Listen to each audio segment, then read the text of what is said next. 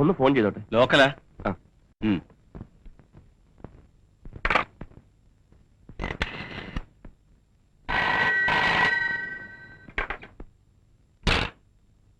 Hello, Kasturba Sharanalayam. Hello, ഇത് 35452? Yes. Saraswati അമ്മ, please call from Calcutta. Hello, Saraswati അമ്മയ്ക്ക് ഫോൺ. കൽക്കട്ടയിൽ നിന്ന് മോ വിളിക്കുന്നു.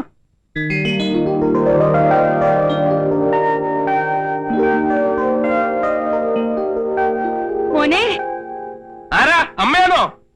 ഞാനാ, ഗോപാലകൃഷ്ണൻ, കൽക്കട്ട. അമ്മയ്ക്ക് സുഖമല്ലേ?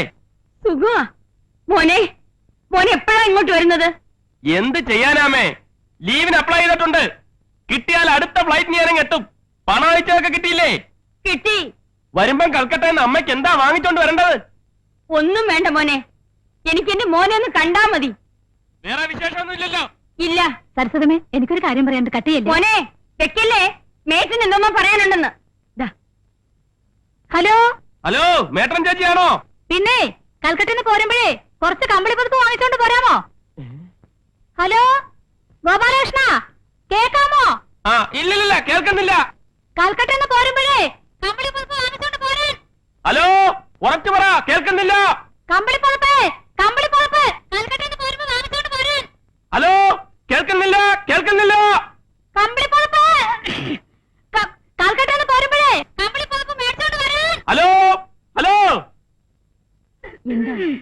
കട്ടായി പോയി. എന്ത് പോക്കത്തിലോട് താനീ പറയുന്നത്? അവർ കമ്പിളി പതപ്പേ അവിടെ ഇരുന്ന് കാർന്ന് ഞാൻ ഇവിടെ ഇരുന്ന് കേട്ടല്ലോ. ഓഹോ, ചേട്ടൻ കേട്ടാ? എന്നാലേ ചേട്ടൻ വാങ്ങിച്ചു കൊടുക്കണം.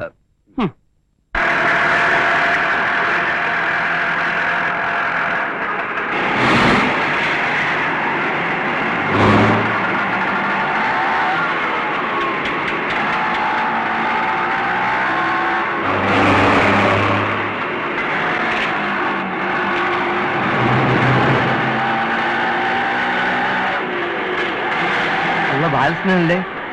വണ്ടി നിർത്ത്. ബാലകൃഷ്ണ,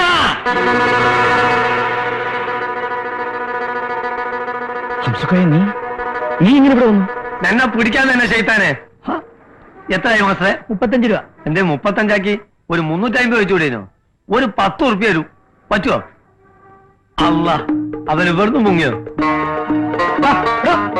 എന്റെ പൈസ എന്നിട്ടോ?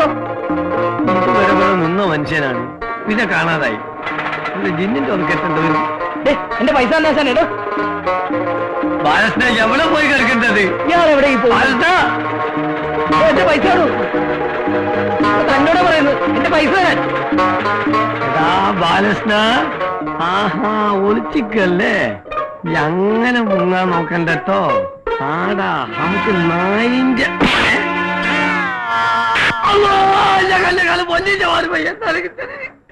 സോറി, മാറിപ്പോയതാണ്. ക്ഷമിക്കണം. ഈ വണ്ടിയിലെ പയ്യോ തവിടുന്നേ.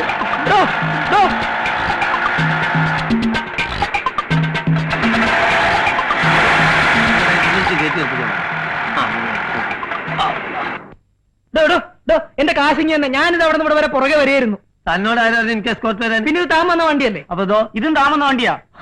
അല്ല, ഇത്തരത്തിൽ എനിക്ക് വരാൻ 2 വണ്ടിയോ? നിങ്ങൾ എന്താണ് പറയുന്നത്? ഇതെന്താ ആട്ടോ സ്റ്റാൻഡാ? എടുത്തു മാറ്റാ വണ്ടി. അതല്ലേ ചോദിക്കുന്നത്? എന്താ ഓട്ടോ അവസ്ഥ? ഒന്ന് പിടിച്ച് മാറ്റുവാൻ ഞാൻ ഇപ്പൊ വരാം. ഒരാളൊന്ന് കേട്ടോ, താനത് എവിടെ പോകുന്നു? കണ്ടൂടെ ഇതിന്റെ അകത്തേക്ക്? ആരെ കാണണമെന്ന് പറഞ്ഞാൽ വിളിച്ച് കാണിച്ചു തരാം. എനിക്ക് പടച്ചാമ്പുരാനൊന്ന് കാണണം. ഒന്ന് വിളിച്ച് കാണിച്ചു തരാൻ പറ്റുമോ? ഒന്ന് പോയാക്കി.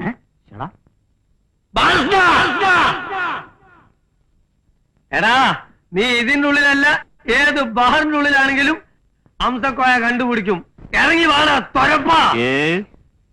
സോറി, നിങ്ങളല്ല, വേറൊരു തൊരപ്പുണ്ട്. എന്റെ സ്നേഹിതൻ ബാലകൃഷ്ണൻ. കേട്ടിക്കോ, എന്റെ ഒരു 35,000 രൂപ കടം വാങ്ങിയിട്ട് മുങ്ങിക്കളഞ്ഞാണ് അവൻ. സഹോദരന്മാരെ, നിങ്ങൾ എല്ലാരും കൂടി അവനോട് ആ പൈസ ഒന്ന് വാങ്ങിത്തരുമോ? അല്ലെങ്കിൽ എന്റെ പെങ്ങളെ കല്യാണം മുടങ്ങിപ്പോവും. നിങ്ങൾക്കാവുമ്പോ അതിന്റെ സമ്പളത്തിൽ നിന്ന് പിടിക്കാലോ, ഞാൻ രക്ഷപ്പെടും. അതിന് അവൻ ഇവിടെ അല്ല ജോലി. നുണ പറയരുത്. അവൻ ഈ ഓഫീസിലാണ് ജോലി ചെയ്യുന്നത്, എനിക്ക് നല്ലോണം അറിയാം. ബാലകൃഷ്ണ, എടോ, ഈ തലയ്ക്ക് വെളിവില്ലാത്തവനൊക്കെ ഇങ്ങോട്ട് കയറ്റി വിടുന്ന എന്തിനാ? തലക്ക് വെളിവില്ലാത്ത എനിക്കല്ല, നിങ്ങളെ വാപ്പക്കാണ്. എടോ, സാധനത്തെ പിടിച്ച് പുറത്താക്കോ. അവിടെ നിൽക്കണോ? അടുക്കരുത് അടുക്കരുത് പല്ലാനോടുക്കല്ലത്തിന്റെ ഒറ്റ കുട്ടി അടുക്കരുത് ആഫീസ് ഞാൻ അടിച്ചു പൊളിക്കണ ജീവനെ കൊല്ലുള്ളൂ നിന്റെ അടുക്കരുത് ശരീരം വരും എന്റെ സ്വന്തം ശരീരം കേടെടുത്തില്ലല്ലോ അത് അവിടെ നെക്കി അതിൽ തക്കെ നെക്കി ലാസാക്കി പഠിച്ചാല് കൗത്ത് പിടിക്കല വല കണ്ടു ഞാൻ തന്നെ കൊണ്ടുപോകാനാണ് കൊണ്ടുപോകും അമ്മോ വിടാ എന്തൊരു ശല്യമാണ് ഇത്. ആ ബാലകൃഷ്ണൻ കൊണ്ട് ഇവിടെ ഇരിക്കപ്പെടുന്നില്ലാണ്ടായല്ലോ ഭഗവാന്.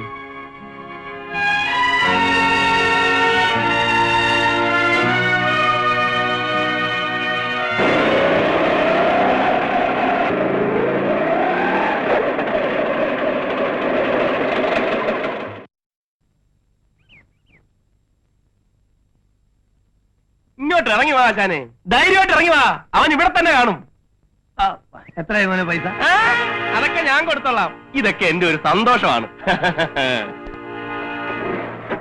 അവനിപ്പോ ഇവിടുന്ന് മുങ്ങോ എവിടെ മുങ്ങിയാലും ഞാനില്ലേ പിടിച്ചെടുത്ത് കൈ കൊണ്ടുതരും നിങ്ങൾ തമ്മിൽ നല്ല ഫ്രണ്ട്സ് ആണല്ലേ എന്താ പേര് ബാലകൃഷ്ണൻ നല്ല പേര് പിന്നല്ലാതെ ബാലകൃഷ്ണൻ എങ്ങനെ ആയിരുന്നെങ്കിൽ നാറിപ്പോയേനെ നിൽക്കുന്നു ബാലകൃഷ്ണൻ പോരെ ഹംസക്കോയ നീ എന്താ എന്നെ കണ്ടിട്ട് മാറിക്കളഞ്ഞത്? കള്ള സ്വർണ്ണീയൻ എന്നെ കണ്ട് മാറിക്കളഞ്ഞു അവര് തമ്മിൽ അടിച്ചു തീർക്കട്ടെ അടിച്ചു തീർക്ക്. എന്താ ബാലകൃഷ്ണ ഒന്നുമില്ല പത്താച്ചേട്ടാ, ഇവൻ എന്റെ നാട്ടിലെ ഏറ്റവും അടുത്ത സുഹൃത്താ. വളരെ നാളായി കാണുന്നതിന്റെ സ്നേഹമായത്. എന്റെ മാതാവേ കഴുത്തിൽ ഞെക്കി പിടിച്ചിട്ട് സ്നേഹം കാണിക്കുക കംപ്ലീറ്റ് തൊലച്ചു. സമാധാനമായല്ലോ, അവരുടെ വഴക്കിന്ന് തീർന്നു പോയനെ. പോടാ എന്തോ നിങ്ങൾക്കറിയോ ഇവന്റെ പെങ്ങള് പൊരാറിയിക്കുമ്പോ ഈ അംസക്കോയ ഉണ്ടായിട്ടുള്ളൂ ഇവനെ രക്ഷിക്കാൻ. ഒരു ഈടും ഇല്ലാണ്ട് 35,000 റുപ്യ അംസക്കോയ എണ്ണിക്കൊടുത്തോണ്ടാണ് ഇവന്റെ പെങ്ങളെ കോത്ത് താലി വീണത്. ഹംസക്കോയെ, മനുഷ്യന് ലോകത്തിലെ ഏറ്റവും വലുത് സ്നേഹ. പണം ഇന്ന് വരും, നാളെ പോവും, നാളെ വരും, മറ്റന്നാ പോവും, മറ്റന്നാ വരും. നമ്മളെ പേരെന്താ? മത്തായച്ചെന്ന. പണം ഇന്ന് വരും, നാളെ പോവും, നാളെ വരും, മറ്റന്നാൾ പോവും, 4 നാൾ ഒന്നായിട്ടൊരു പോക്കുണ്ട്. പത്താഴ്ച പൈസ എന്തേ തരുവാന്ന്? ഒന്ന് പോടോ മാപ്പിളെ.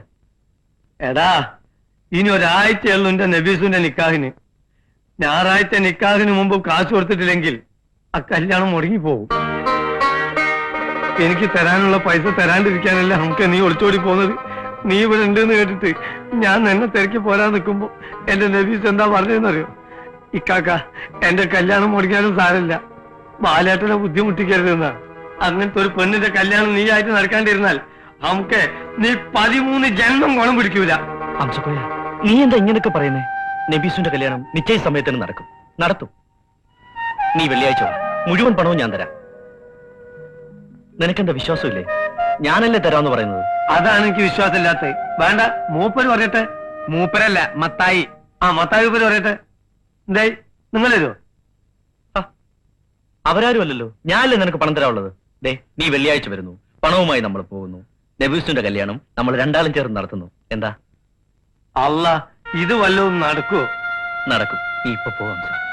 ഞാൻ പോകാം, പക്ഷെ ഞാൻ വീണ്ടും തിരിച്ചു വരും അടുത്ത വെള്ളിയാഴ്ച. ഞാൻ ഒറ്റക്കല്ല, എന്റെ കൂടെ 10-15 ആളും ഉണ്ടാവും.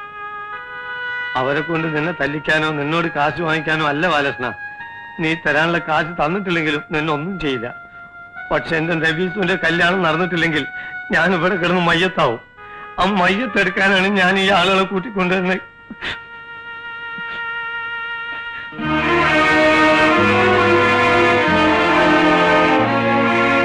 എടാ, നീ എന്തിനാ അങ്ങനെ പറഞ്ഞത്? പണം നീ എവിടെ നിന്ന് എടുത്തു കൊടുക്കും?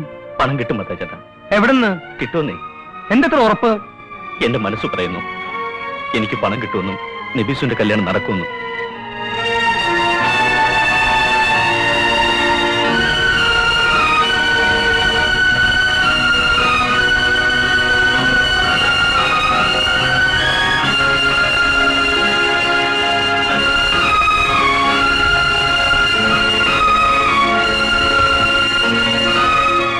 അവനോട് വേണമെങ്കിൽ ഒന്ന് കഞ്ഞി കുടിക്കാൻ പറ. ബാക്കിയുള്ളവർ കിടന്ന് ഉറങ്ങണം. എന്താ, നീ കഞ്ഞി കുടിക്കണില്ലേ? നിനക്കെന്താ വിഷമം? ഒന്നുമില്ല, നബീസുന്റെ കാര്യം ആലോചിക്കായിരുന്നു. എന്റെ ഈ കൈകളിൽ കിടന്ന് വളർന്നവളാ അവള്, എന്റെ മറ്റൊരു പെങ്ങള്. ഇന്നവള് കല്യാണ പെണ്ണായി. ആ കല്യാണം നടക്കണം മത്തായിച്ചേട്ടാ. എങ്ങനെയും ഞാനത് നടത്തും. ഒരു നിവൃത്തിയില്ലെങ്കിൽ ഞാൻ ഒരു മാർഗം കണ്ടിട്ടുണ്ട്. എടാ ബാലകൃഷ്ണ, സത്യം പറ, നീ വല്ല ബാങ്ക് കുത്തിപ്പിടിക്കാൻ പ്ലാൻ ഇട്ടിരിക്കുക? അതൊന്നും വേണ്ടി വരില്ല, പണം കിട്ടും. പക്ഷേ ഞാൻ എന്തിനു വേണ്ടിയാണോ നഗരത്തിലേക്ക് വന്നത് എന്ത് നേടാനാണ് ഇത്ര നാൾ വലഞ്ഞത്? ആ ജോലി എനിക്ക് നഷ്ടമാവും.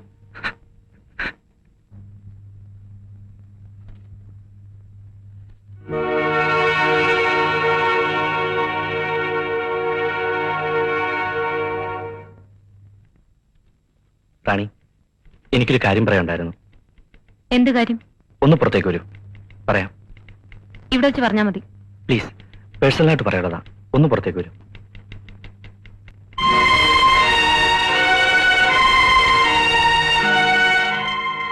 എന്താ? റാണി അന്നൊരു ദിവസം എന്നോട് പറഞ്ഞില്ലേ 50,000 രൂപ കൊണ്ട് തന്ന ജോലിന്ന് മാറി തരാമെന്ന്? കാര്യമായിട്ട് പറഞ്ഞാണോ അത്?